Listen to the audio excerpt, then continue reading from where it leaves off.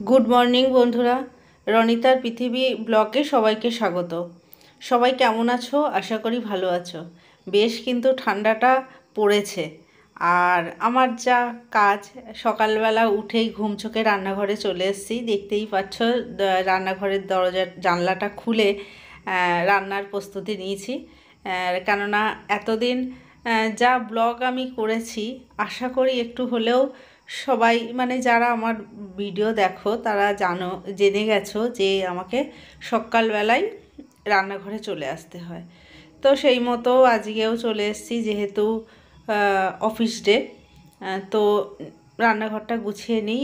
আর যেমন সকালবেলা একটু গোছগাছ থাকে, রান্না বসানো, বাসনটা গুছিয়ে রাখা, কেননা সকাল থেকে কাজ করে না, আর বিকেলের পরে আর করতে ইচ্ছা করে না। একেই তো হালকা হালকা ঠান্ডা পড়ে গেছে, আর ওদিকেও মেয়ে স্কুল থেকে এসে ওকে খাইয়ে সবটা রেডি হতে বেশ 4টে, 4:30 বেজে যায়।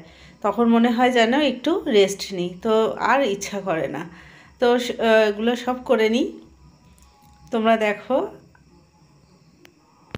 সকালের কাজ রান্না বান্না সব কমপ্লিট করে ছাদে যাব গাছের একটু যত্ন করতে।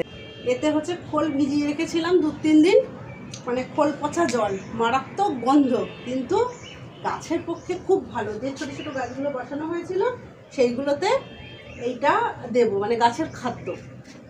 কিন্তু ভীষণ গন্ধ, তবে এখন শীতকাল, কিন্তু গরমে এটা আরও বিচ্ছিরি গন্ধ।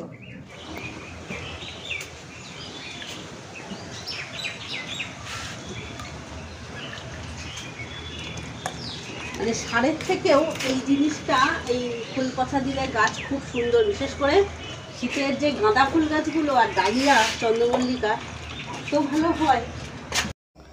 সব গাছগুলোতে ওই জলটা দিয়ে দিচ্ছি, খোল পচা জল দিয়ে। এবার নিচে গিয়ে স্নান করে দুপুরের খাওয়া দাওয়া আছে, তো তারপরে আবার দেখি কখন আসা যায় তোমাদের সাথে কথা বলার জন্য। তো বন্ধুরা, রাতের ডিনারের জন্য রান্নাঘরে চলে এসেছি প্রিপারেশন নিয়ে। এই যে সব কিছু গুছিয়ে নিয়েছি।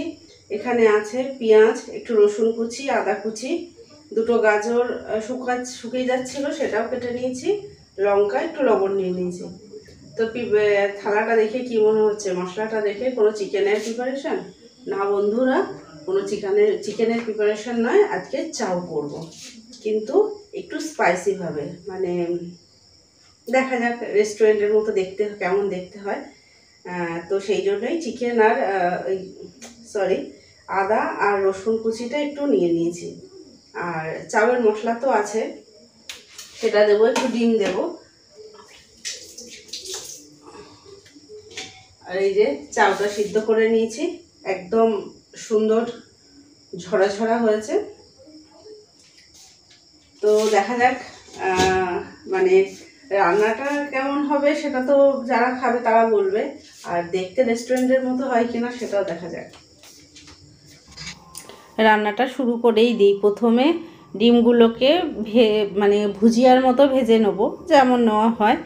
তো ভাজা হয়ে গেলে যেমন চাউতে মানে হয়, আমি তো এতে একটু মানে যেহেতু রসুন আদা সবগুলোই কুচি করে নিয়েছি, তো একসঙ্গেই রসুন আদা পেঁয়াজ মানে যা জিনিস সবজি বা বলো মশলা বলো কেটেছি, সবগুলোকে দিয়ে ভাজা ভাজা করে নেব। নিয়ে তারপরে চাউটাও দিয়ে দেব।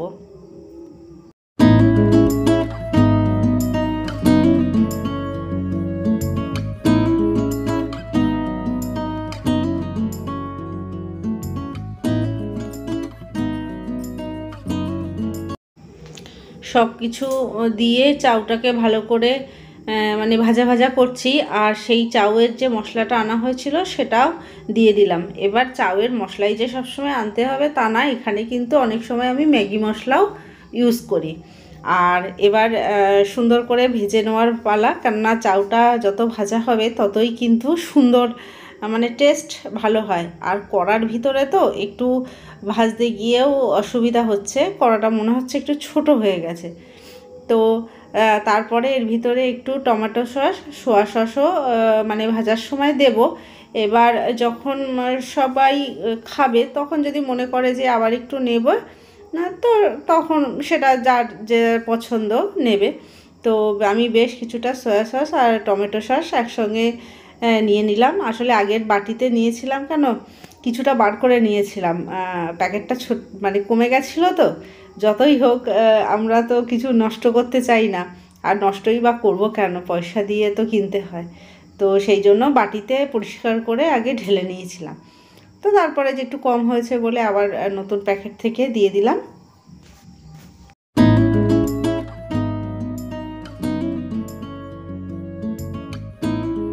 এই যে ফাইনাল লুক চাউয়ের। আর এতে কিন্তু আমি হলুদ দেইনি, কিন্তু এই যে এইবারে এই চাউ মশলাটা দিয়েছি, এইটাতেই এরকম কালার এসছে। একটু সয়া সস হালকা দিয়েছি। এবার এই যে গ্রিন চিলি এটা আর শসা দিয়ে পরিবেশন করব। কেমন দেখতে লাগছে অবশ্যই জানাবেন কিন্তু। স্পাইসি কি মনে হচ্ছে? কিন্তু বেশ খেতে সুন্দর হয়েছিল।